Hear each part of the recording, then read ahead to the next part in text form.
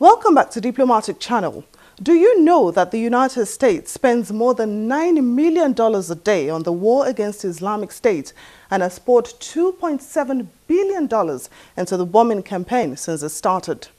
Well, the first breakdown of U.S. cost released by the Pentagon shows that 2/3 of the total bill has gone to the Air Force.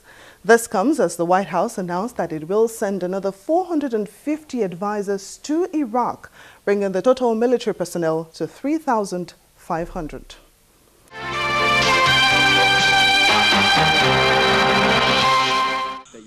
President Barack Obama on Wednesday, June 10, ordered the deployment of an additional 450 U.S. troops and the establishment of a new training base in Iraq's Anbar province to help rebuild fragile Iraqi forces in preparation for a battle to retake territory lost to Islamic State.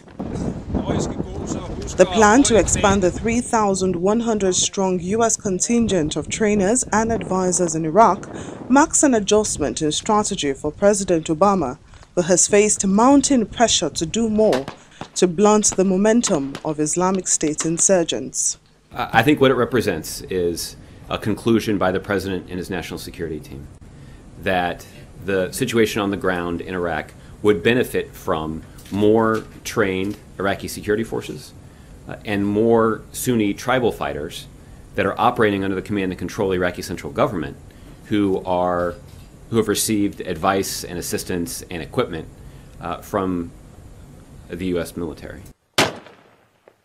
But with President Obama sticking to his refusal to send troops into combat or to the front lines, it is unlikely to silence critics who say the limited U.S. military role in the conflict is not enough to turn the tide of battle. The White House says President Obama decided on the new troop deployment in Iraq's Sunni heartland in response to a request from Iraqi Prime Minister Haider al-Abadi. The two leaders met while attending the G7 summit in Germany last week. The announcement comes 2 days after Obama said the United States did not yet have a complete strategy for training Iraqi security forces to regain land lost to Islamic State fighters who have seized 1/3 of Iraq over the past year in a campaign marked by mass killings and beheadings. The fall of Ramadi last month drew harsh U.S. criticism of the Iraqi military's weak performance, and Washington has begun to speed up supplies of weapons to the government forces and examine ways to improve the training program.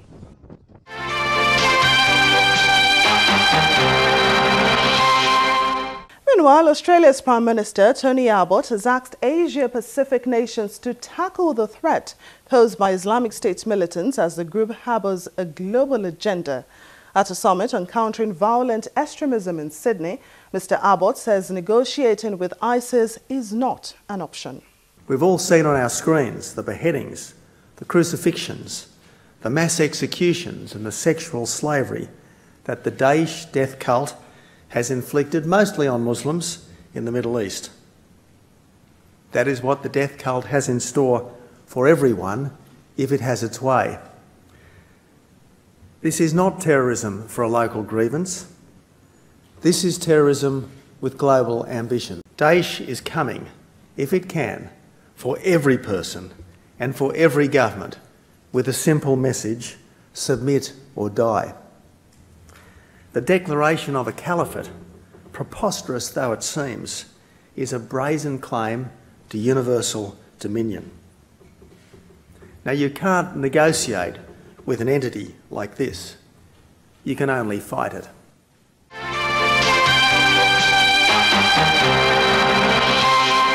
Still talking Islamic State, Libya's militant group Majlis al-Shura has declared jihad on Islamic State.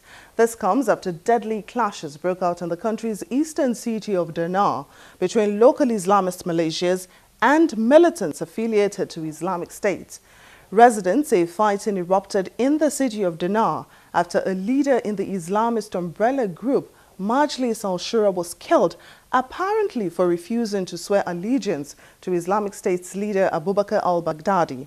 At least 20 people are believed to have died in the confrontation, with Islamic State losing 18 fighters.